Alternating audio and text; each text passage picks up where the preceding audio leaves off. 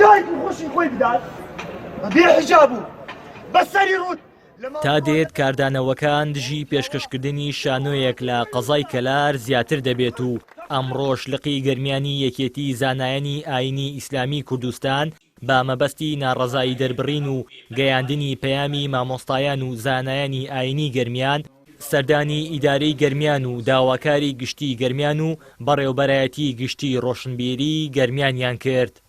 جەماعەتێ بە ناوی شانۆی شەخام بێڕێزیان بە مەلا کردیە، بە پێغەمبەر کردیە، بە ئیسلام کردیە، بە ئەخلاقی کوردەواری کردیە.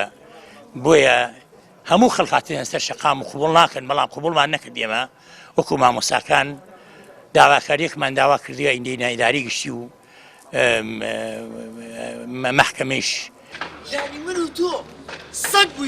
مامۆستایانی ئاینی ڕای دەگەیەنن وتەکانی نێو شانۆکە سوکایەتی ڕەهای بە ئاینی پیرۆزی ئیسلام و مامۆستای ئاینی و مینبەری پێغەمبەری خوا درودی خوای لەسەر بێت و وتاربێژانی تێدا بووە و هیچ بەهایەکی ئەخلاقی و ئینسانی تێدا نەبووە و جێگای قبوڵ نییە لە نێو میلەتێکی موسڵمان و شوێنێکی وەکو گەرمیان کە لانکەی دینداری و مرۆڤایەتیە بەو شێوە تەشهیر بە پیرۆزیەکان بکرێت و بە هۆکارێک بۆ تێکدانی ئاسایشی کۆمەڵایەتی دەبینن.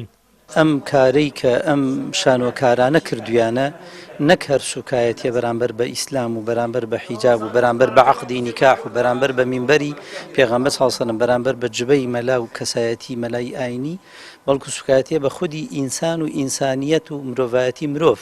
چونکە ئەو ئەڵێ با سەگ بین لەوەی باشترە کە مرۆڤ بیت و لە هەموو عالەما بە تایبەتی ئەوانەی کە پەیامێکیان ئەوانەی کە بەرنامەیەکیان هەیە، ئەوانەی کە دینێکیان هەیە، یا لە کەنیسە یا لە شوێنێک کە خۆیان بەلایەنەوە قبوڵ بێ ئەڕۆن عەقدی نیکاحەکەن، چونکە پەیوەندی بینی ئینسان بۆ پێکهێنانی خێزان پەیوەندێکی پیرۆزە.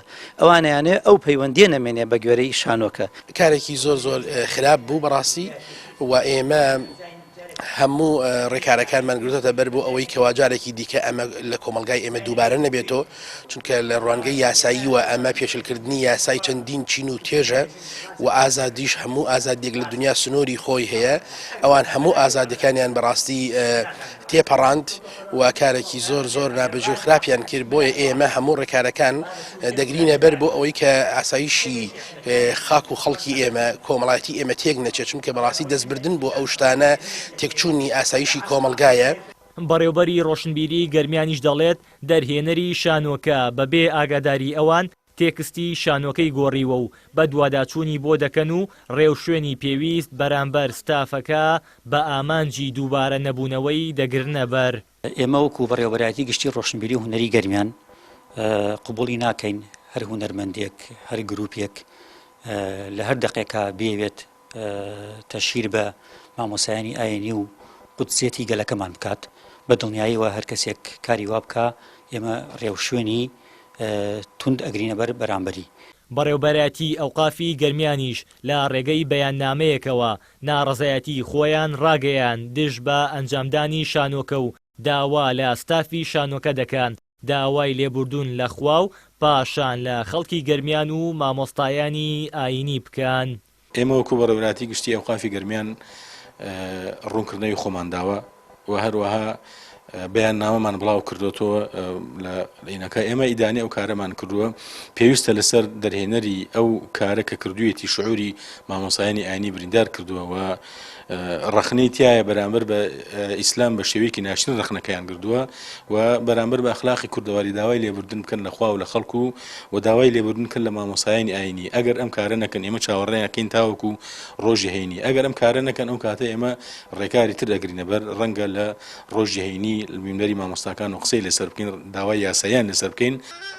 لە ماوەی دوو ڕۆژی ڕابردوودا لە قەزای کەلار وەرزی شانۆ بەڕێوە چوو. کۆمەڵێک شانۆ و چالاکی هونەری پێشکەش کران، بەڵام لە نێویاندا شانۆیەک لە ژێرناوی وەرن ببین بە سەگ کاردانەوەیەکی زۆری لە نێو دانیشتوانی کەلار و گەرمیان و شوێنە جیاوازەکانی تری کوردستان لێکەوتەوە کە تێیدا چەند جارێک تەشهیر بە ئاینی پیرۆزی ئیسلام کرا. هاوار محەممەد، کەناڵی ئاسمانی پەیام، گەرمیان.